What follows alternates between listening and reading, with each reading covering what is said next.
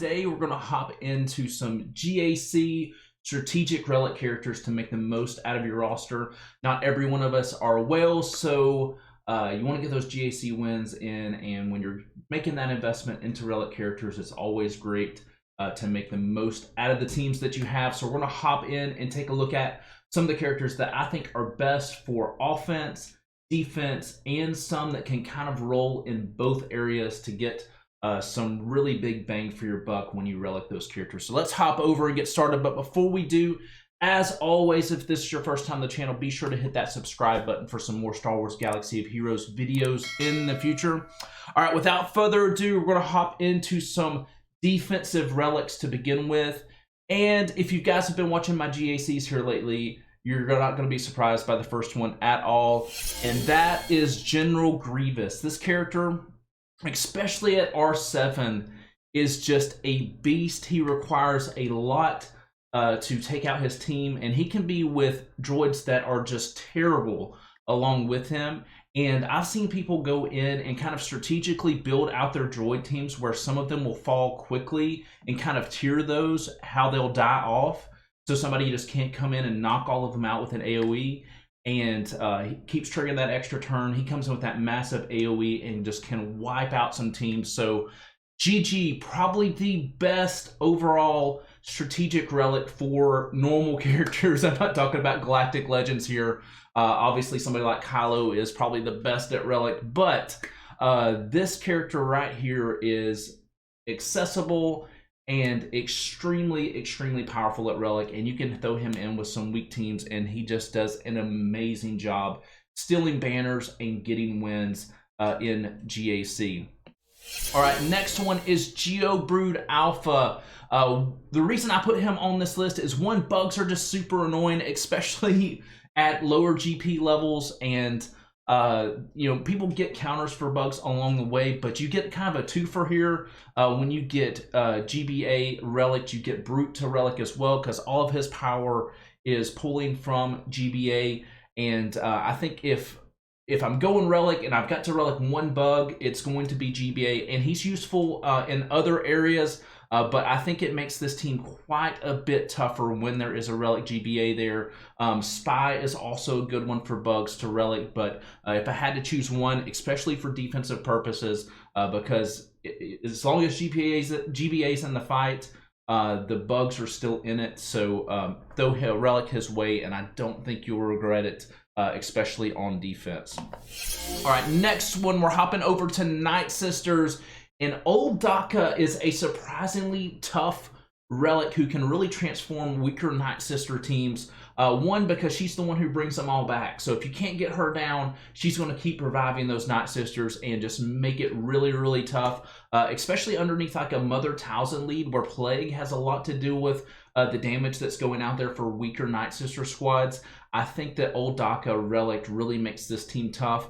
There's also just kind of an extra bit of advice. Asajj is pretty tough at relic as well, but if I had to choose one for Night Sisters, I would go with old DAKA because she revives them. Throw her under a Talzin lead where you're getting that DPS kind of flowing from the plagues. And like a character like Asajj also gets more damage and gets ramped up the more the characters die off. So if she keeps bringing them back and they can't kill her, it makes it a tough one for defense there. So I'm putting her down for defense. You could also throw that in to get some sneaky wins on offense as well.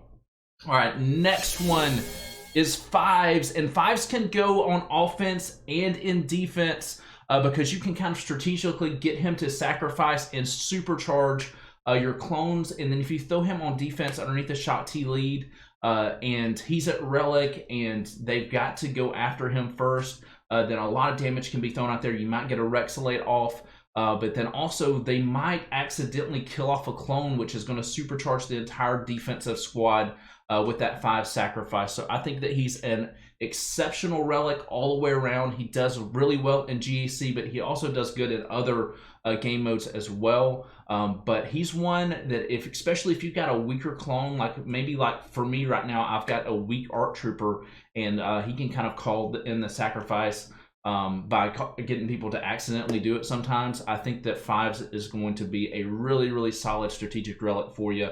Definitely worth it, and I think probably the most important clone, probably even more than Rex, which kind of hurts to say because Rexalate is so awesome, but he is really the glue that holds that team together, and that sacrifice is a big deal. So if you go relic with him, make sure that you throw that Zeta on there too. All right, next one. This one is offense and defense as well, and I know you're gonna say, whoa, hard pick here with Darth Revan, but without Malik, this character at relic, even with weaker Old Republic squads, he still does really well at relic, and is a hard defensive hold. You still have to bring quite a bit in if this character is relic, even without Malik. So that's the reason that he's on this list, and he's obviously a big hitter at relic, so he does well on offense as well. But I probably, if I just had this character and had him at relic and didn't have the other players around him at relic, I would throw this character on defense because it's going to cause your opponent to bring in a tough team to get the win on him. He's very surprising with weaker squads around him at relic to still do really well. All right, next one. This one is kind of in the same vein as General Grievous. This character at relic, one can just annihilate squads with that AoE that he does. And if you're not careful, if you don't take this character out quick when he's at relic, and you take out other characters and you let him get that extra turn, he can start wiping out squads. That's how strong his AoE is. So Sith Trooper, definitely a super strong relic character, and one that I haven't seen a lot of people use at relic with weaker squads, but I have a feeling that he would play the same way that General Grievous does. If you take those characters out, he gets those AoEs off, he's going to wipe out and decimate some teams. So Sith Trooper, kind of my surprise one in there, but I think he's almost as good as GG when it comes to being able to take out squads with extra turns. And if you're not careful, if you see this one on defense, he's going to take out your teams. All right, next one. This one is offensive minded all the way around. Darth Vader is not very well designed AI wise when it comes to putting him on defense, but man, oh man, on offense at relic, if you have him modded correctly and make sure you've got those Zetas on there with Merciless Massacre, he can decimate teams all by himself at relic. Super strong relic with the redesign on him. It has made him one of the best characters and one of the most accessible characters in all of SWGOH. Highly recommend this being, if you're looking at this and this is characters that you're going after and you're a newer player, make this one of your first relics. You definitely won't regret it. He's one of those can just wipe out teams all by himself and is super fun to play. And it's Darth Vader. He's one of the best characters in all of Star Wars. So he finally kind of fits what he should be in the game when they did that rework, and highly recommend him at relic. So much fun to see those culling blades hit for over 500k. It's just insane and a lot of fun. All right, last but not least, and this one should probably be no surprise if you're watching my GACs as well, because I want to take this character to relic, and I just haven't had the resources yet since I'm going after Sith Empire Trooper. But the last one is going to be ENFYS Nest.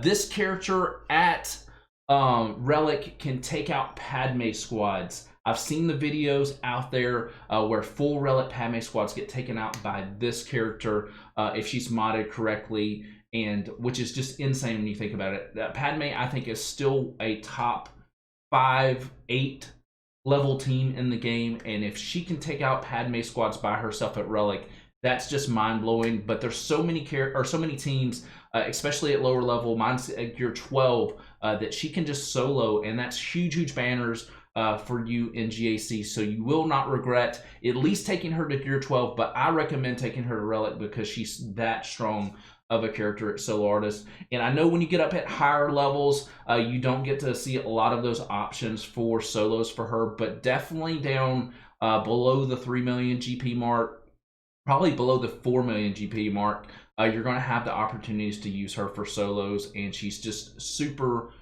strong. Really fun character to do. I love taking her against murder bears and some rebel squads and stuff and just kind of wiping the floor with them with her alone. It's a lot of fun. You'll definitely enjoy it. So that is it. That's my list for strategic relics. Leave comments down below. I want to see other ideas of ones that work really well for you. Let the community know. Let me know too, because I would like to add them into my squad if they're that good. So hopefully you enjoy the content, and I will see you guys in the next